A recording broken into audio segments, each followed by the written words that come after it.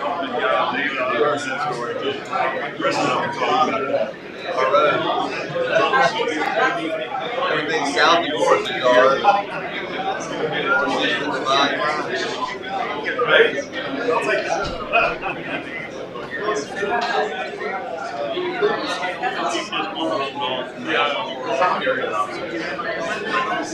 is the divine south side.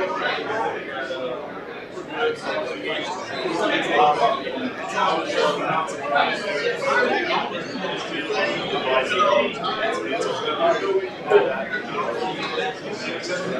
know the media. I guess the media is right. These are just going to be introduced.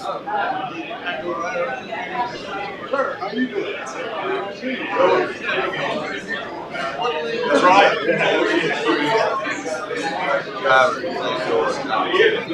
Back on out of town? Going out of town next week?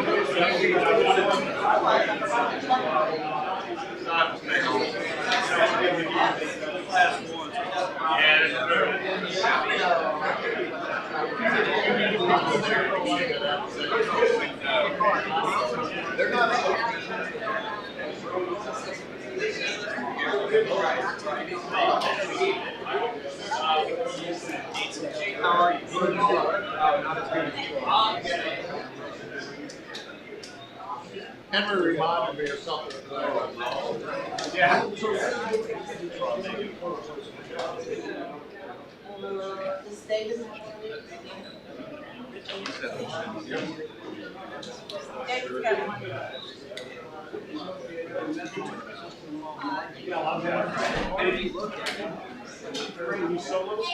I'm Stella. Angela had a last week and she had a little over yesterday. And so I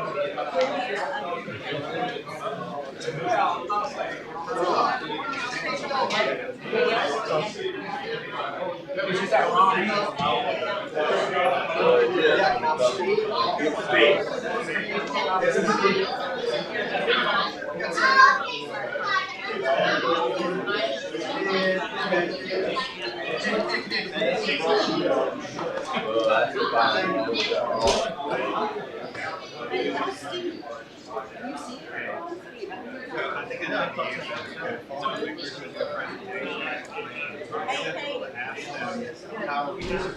Got a new agenda here. I just added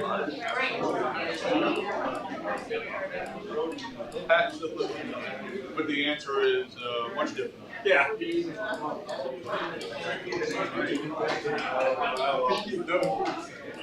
I don't think Steve's coming. So I do nothing. He'd like to go around. I'll see what happens. Richie, you gonna say a prayer? You need to get back and have the same prayer. Last time he did it, and he was funny, he fainted because it was so. All right, let's not do a fainting prayer. How about something?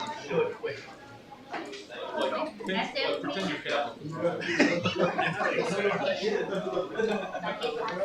It was a good day. I don't know where you were. I brought it in my office Friday. Russ needed to look at it. I'm putting it in my wife's car, you know how that works. Oh, yeah.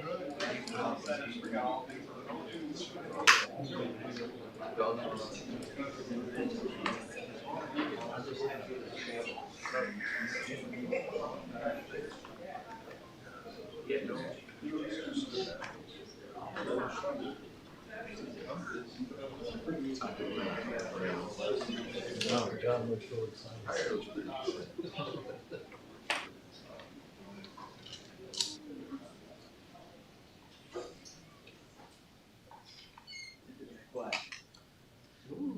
There's the daddy to get started.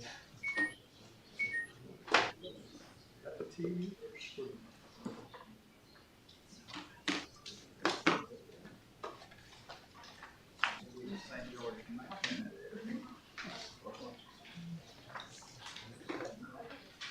I don't think really.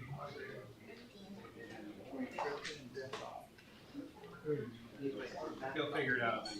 All right, we're going to call this meeting to order. St. George City Council regular meeting agenda, February 10th, 2026, 5 p.m. to St. George Fire Department. 14100 Airline Highway.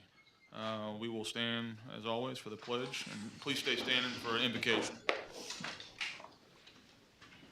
Pledge allegiance to the flag of the United States of America and to the republic for which it stands, one nation, under God, indivisible, with liberty and justice for all. Please stay standing for our prayer tonight. Thank you guys for being here. Great meeting. Let's bow for prayer. Father, we thank you for this day. Lord, a beautiful day that you've given us. Thank you for the friends and the family that are here together tonight for our meeting. Lord, let everything that is said and done today glorify you. Lord, be with our wonderful country, our great state, and Lord, the great city of St. George. It's in your name that we pray. Amen. Amen.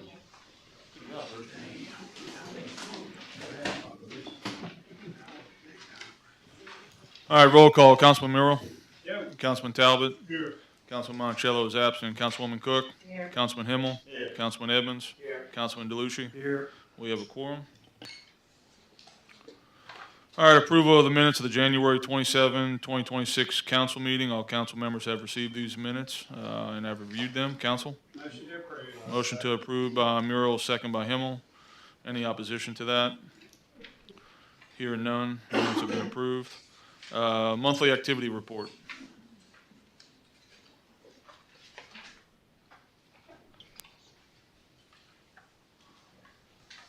Good evening, Mayor, Council. It's my pleasure to report that we just continue to grow.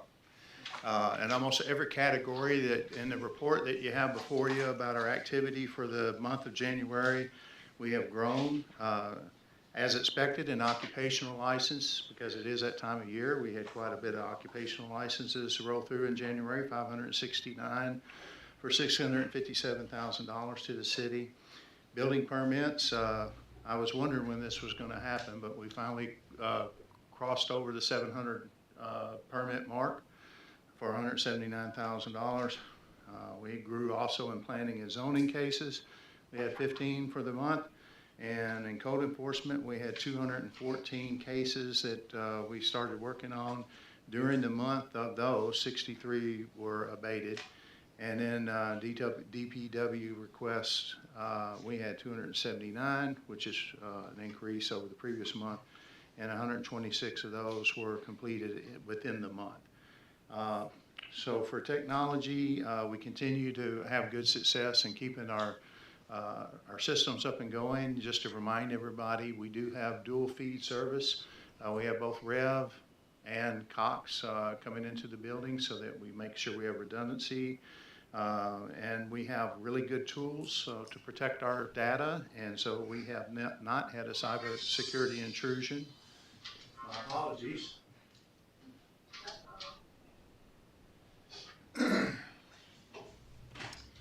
Under human resources, we've started a new tech support person. I know that some of you have had an opportunity to meet Alex already. We're really excited about him. He's showing his stuff and doing a good job for us. And we're recruiting for an accounts payable person and a planner. And once we finish those, we'll be fully staffed on the admin and development side. We've kicked off our economic development contract, and then we have the totals for grants, which $30 million in progress, $8.6 million that we've submitted, and we've gotten approved for $2.7 million, which I think that just made the news not too long ago from Senator Cassidy's office. Any questions? Okay, thank y'all. Appreciate that.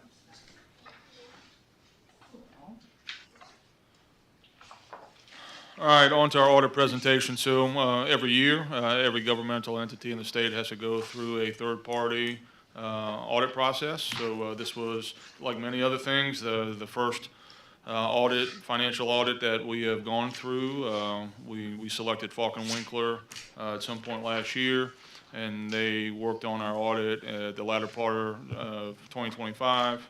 And we have Mr. Jacob Waggis back representing Falcon Winkler here today to go through our audit results. So, Jacob, floor is yours. Yes, good evening, Mayor, Council. Thank you for having me tonight. As the Mayor said, we conducted the initial audit of the City of St. George over the fall.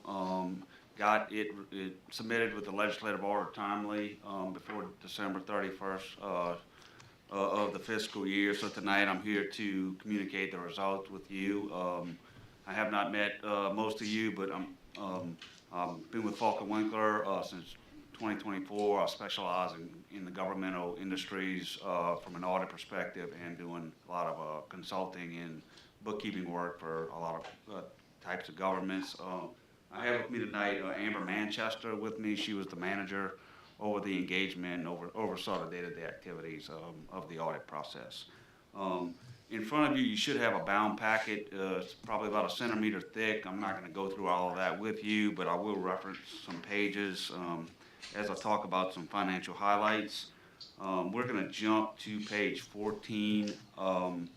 Page 14 and 15, this is the full accrual basis of accounting for governments. Governments do report 2 different sets of financial statements. Page 14 and 15, as I said, is full accrual.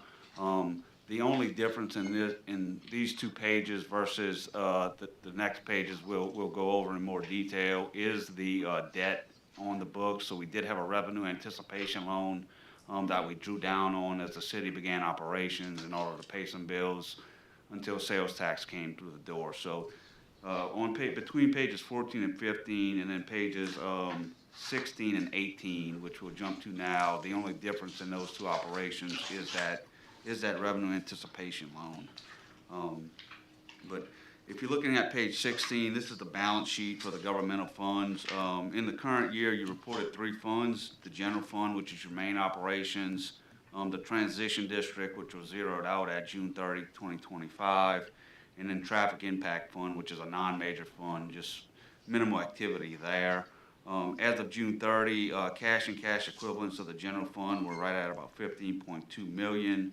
And then you had about $3.5 million in receivables, mainly sales tax, as of June 30. Liabilities, which is just regular vendor payables, were right at about $1.9 million. Just day-to-day payables, nothing in that balance that was out of the ordinary to report to you. We did have some prepaid and other assets, $30,000 for the municipal facility that you purchased in July 2025. So that was the down payment there. Jumping over to page 18, this is your statement of revenue, expenditures, and changes in fund balance, basically, what most commonly is referred to as your P&L. So you'll see the 3 different fund operations here. Right in the dead center of the transition district, that is where the initial $12 million was deposited. We did report expenditures through March 31st, 2025 in that fund totaling $134,000. The remainder of that $12 million of initial sales tax was then transferred over into your general fund as operations in your general fund resumed or started on April 1st, 2025. General fund reported $5 million in sales tax collections, $63,000 in charges for services, and about $3.4 million in licenses and permits. Most of those licenses and permits were occupational licenses, 2.7 of that 3.4. Then you had interest and some other income of about $68,000. Total expenditures through June 30, 2025, are right at about $4.5 million. General government function leading the way. Most of that was permit management fees, legal services, and drainage assessments, as well as some professional fees in there. Public Works was your second largest function at $1.6 million. That was mainly your third-party contract for your Public Works function, and some minimal public safety and transportation and development costs there. That left you at the end of June 30th with a fund balance in your general fund at about $16.9 million for the year. That's basically the high points of the financial activity for the year. As we sort of just started operations, not a ton going on, not a ton of comparison to have at this point in time. So that's sort of where things ended for the year on the financial side. Just to make note, on page 29, we do disclose the subsequent event of the purchase of City Hall and another drawdown on the revenue anticipation note. That is just required disclosures that happened after June 30th, 2025. From a reporting perspective, our report on the financial statement is on pages 1 through 4.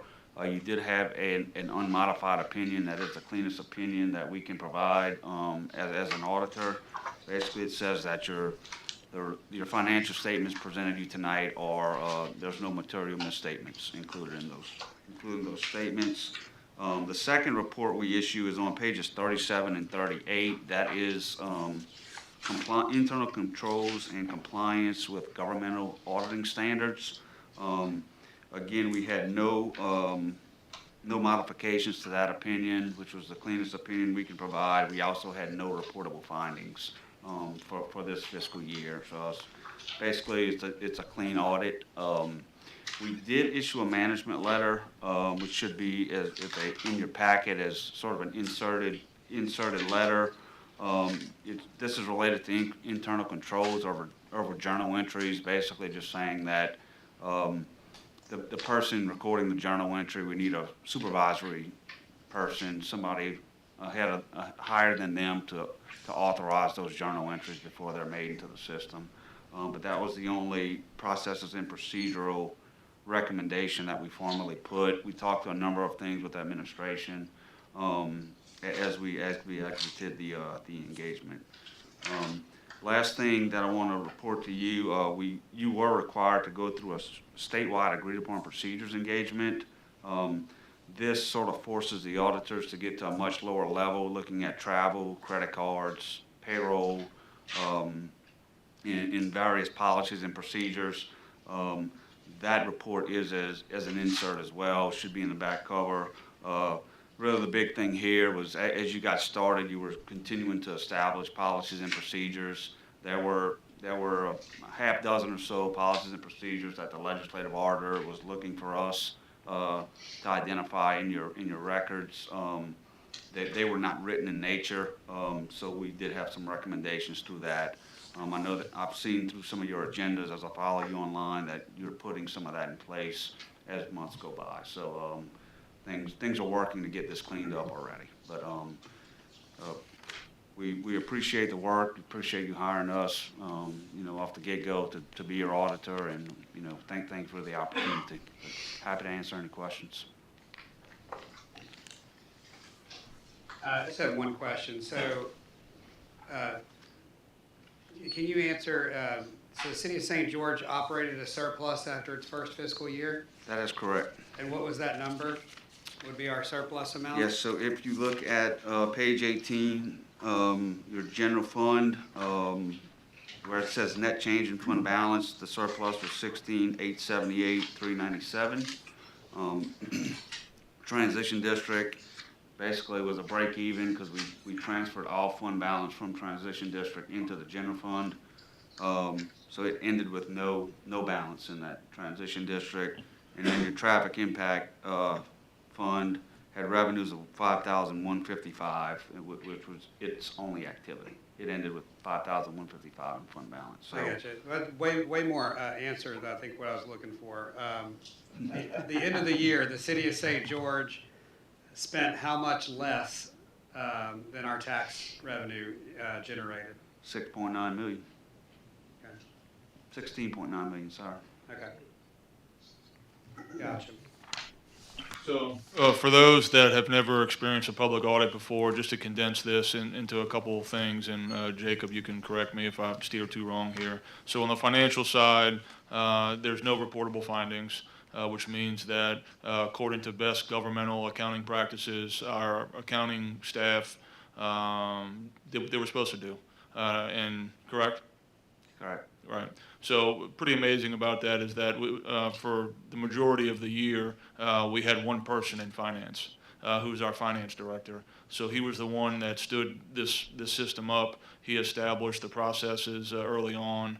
And later on throughout the course of the year, we brought on two additional folks to help support him in that role, but never in the entirety of the year do we have more than 3 people that handled our accounting for us here in the city, which if you look at other municipal governments locally and around the country, you're not going to see that very often with a city of 90+ thousand people. The second part is the agreed upon procedures. So just so everybody's aware on this too, there's some recommended best practices of governmental procedures. And as you stand up your government, or you have a government that is continue to work, there's a process in place that is handled through the firm that we contract to do the audit that makes sure that we're doing what we're supposed to be doing, and it's not something that is necessarily punitive. It's just to make sure that we're following best practice, or we're doing the best that we possibly can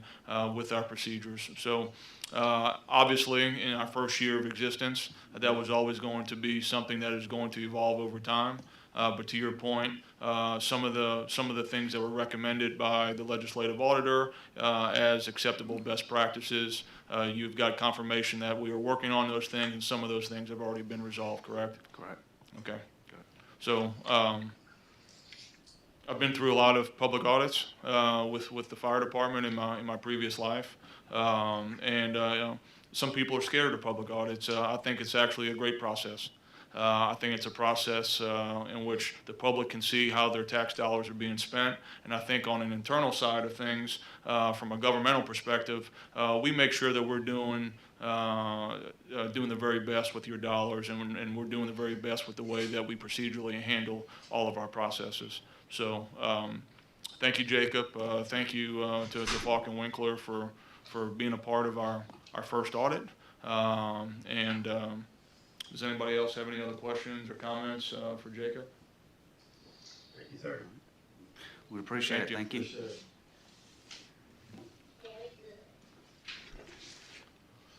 Brandon's not here, our finance director, but if he was here, I'd get him to stand up and be acknowledged, because once again, this isn't something that happens all the time, where you create a brand new city and you're thrown into the mix of having to establish all of this stuff essentially on the run. And he really has done a tremendous job, and he's a tremendous asset to the people of St. George, and he really should be commended for his hard work. So just want to get that on the record, even though he's not here. Thank you, Mayor. All right, so we had 2 other presentations that were on under preliminary business. The presentation from the Greater Baton Rouge Food Bank is actually being moved to March 10th. So we apologize if you came here to hear that, but if you come back on March 10th, you'll be able to hear directly from them then. Then we also had a presentation from the St. George Fire Department. The fire chief asked me to move this until our next council meeting.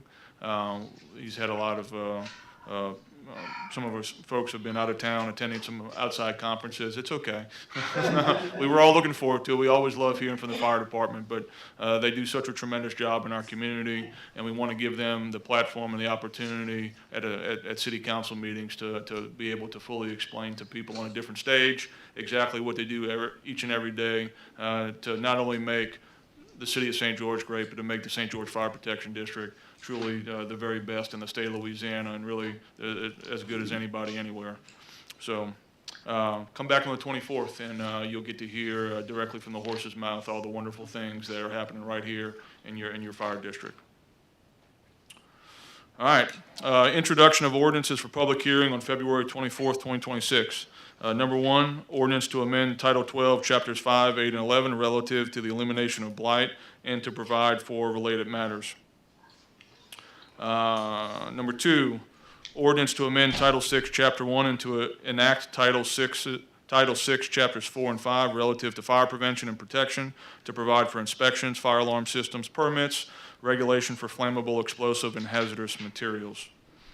And introductory item number 3, to amend Title VII Unified Development Code to establish new base zoning districts, update allowed uses and dimensional standards, and reorganize some sections, rezone all property in the city to the new base zoning districts, and to provide for related matters. That's T-26-0001 and Z-26-0001.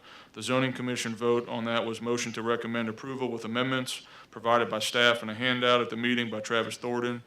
It was motion by Travis Thornton, second by Lori Marion. Yeas were Thornton, Marion, McAllister, McKee, and Aguilar. Nays were 0. Motion passed. T-26-0001 and Z-26-0001 were recommended for approval with amendments. We have no action items on the agenda tonight. Other business and announcements. Our next city council meeting will be Tuesday, February 24th, 2026 at 5 p.m. Our next Board of Adjustment meeting will be Monday, March 2nd, 2026 at 5 p.m. Our next Planning Commission meeting will be Monday, March 2nd, 2026 at 6 p.m. Next Zoning Commission meeting will be Monday, March 2nd, 2026 at 6 p.m. Next two administrative hearing days will be Friday, March 6th, 2026 at 9 a.m. and Friday, March 20th, 2026 at 9 a.m. And that's all I have. Council? Mayor, can I say something real quick? Sure. I'll be very brief about this. The reason I always ask every meeting we get a finance report about how we're operating at a surplus is the entirety that I've been involved with the city of St. George, we have promised that we would operate in a good, responsible manner with your tax dollars. And part of that included our research, our reports, including testimony at trial, that our revenue number at trial was going to be $48.3 million, and our projected expenses based on what we felt like we had to spend and what EBR was spending in St. George was under $35 million. And we just came back with an audit report that said we're running a surplus of over $16 million. So while the opposition told us for years that we were going to be incorrect, we were going to be broke, we were going to be bankrupt, and we were going to raise your taxes, Falk and Wickler just told you we're running a $16 million surplus. The same surplus, around the same number we testified to. So we told you the truth then.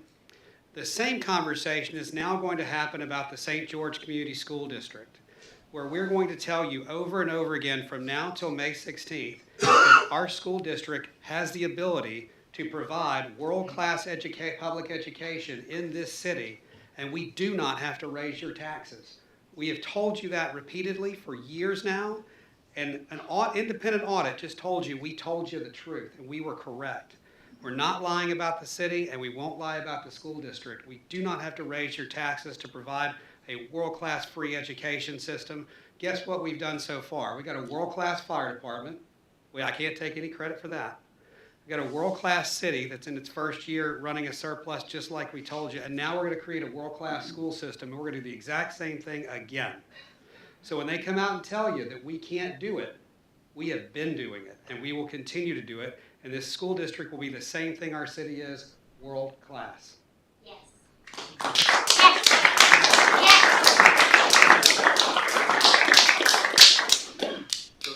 Put a cap on the end of Council Mural. We have a school vote on May 16th. Early voting begins in April. And we've said this before in the past with certain things that have come in front of you in the ballot, but none has greater importance, greater significance than the vote to be able to control the education of the kids that we have that live in our city. So May 16th, we will have our official campaign for that system will be rolling out after Mardi Gras, and we'll be rolling straight through May 16th. If it's something that you would like to get involved in, let us know. We always are looking for volunteers, as we've always done at St. George. This has been an effort that was created by normal people, average people that live in our neighborhoods, that attend our schools, that attend our churches, and this school effort will be no different. So. May 16th. From here on out, you'll never hear us at any public forum where we don't mention something about the importance of voting yes when it comes to our kids. So. Motion to adjourn. Motion to adjourn by Murrell, second by Talbot. Anybody opposed? Nobody ever is. Meeting's adjourned. Thank you. was ready. If you had the day off, Landon. Day off, take a breath.